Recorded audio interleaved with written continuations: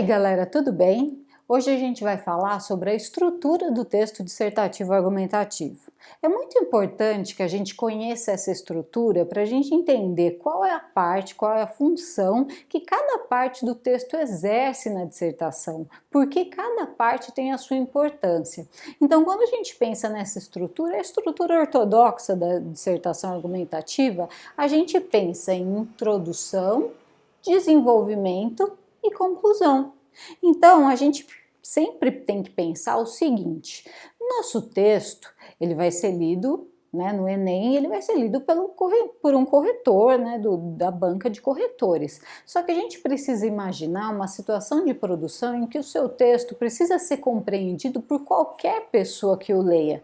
Então a gente não pode simplesmente pensar, o corretor já leu a proposta, então eu nem preciso explicar sobre o que eu estou falando, qual é a reflexão que eu estou fazendo. A gente precisa deixar isso claro. É por isso que a função da introdução é justamente contextualizar e problematizar o tema, ou seja, deixar claro aqui qual é essa situação problema, por que é um problema, quando vem ocorrendo. A gente pode contextualizar de diversas maneiras, existem diversos tipos de contextualização, a gente vai ver isso nas próximas aulas mais profundamente, com mais detalhes, mas o importante é contextualizar e problematizar para que o leitor tenha ideia do que a gente está falando.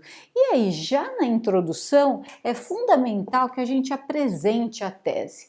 Você pode ficar pensando, Michele, e se eu deixar, usar uma dedução, pensar numa progressão aí de dedução em que o leitor chegue à conclusão e ele conheça a tese só na minha conclusão? Gente, eu recomendo que vocês deixem claro já qual é a tese de vocês logo no início. Por quê? A dissertação argumentativa é um texto de natureza opinativa, como a gente já sabe, no qual você vai convencer o seu leitor de uma determinada tese. Não quer dizer que o seu leitor ele precisa mudar completamente de opinião, mas ele precisa aceitar o seu ponto de vista como razoável, justificável, plausível.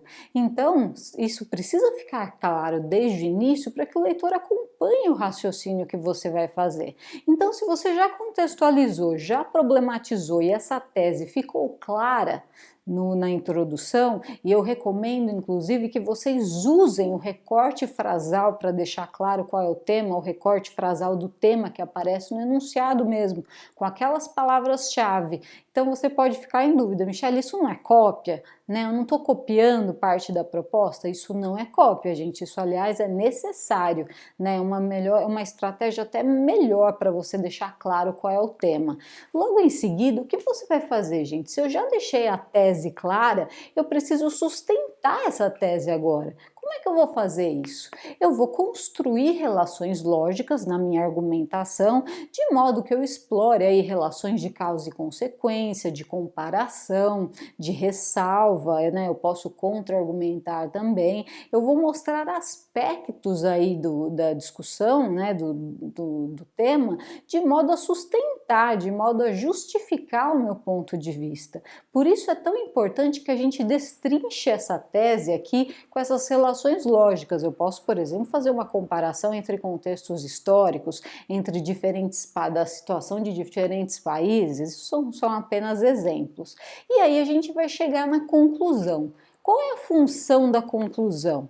A função da conclusão é fechar a discussão, fechar o texto, reforçar a tese, ou seja, essa tese que foi apresentada na introdução, ela vai ser reforçada, mas com outras palavras, com uma outra linguagem. Você não vai simplesmente repetir o que foi apresentado na tese, você vai recuperar a ideia, o significado principal do que você apresentou.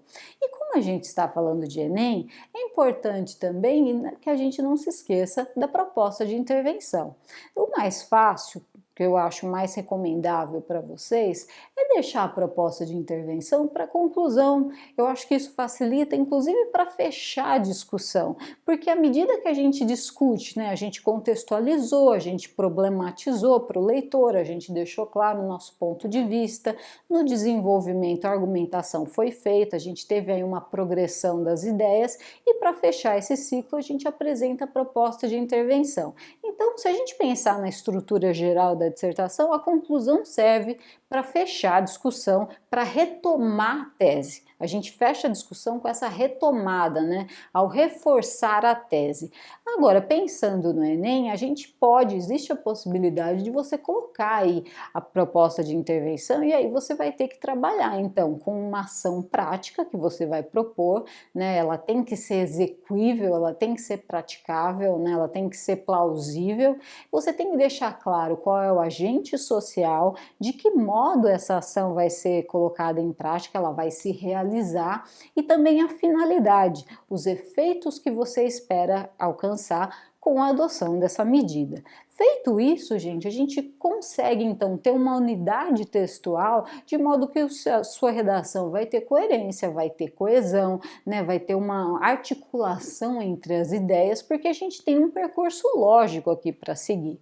Então é dessa forma que a gente vai organizar o texto, né? Esse texto que a gente já sabe é o mais importante, foi pedido lá no enunciado. Então, quando a gente fala de tipo de texto, a gente está falando aqui de uma situação de produção, né, que é uma prova, é um exame, a gente está falando da dissertação argumentativa, né, para o vestibular, né, para o Enem, em que essa situação de produção, ela tem essa simulação, né, é um texto que deve ser compreensível para qualquer pessoa, e nada mais claro do que essa estrutura para organizar suas ideias. Beleza, gente? Então é isso, a gente se vê na próxima aula. Um beijo!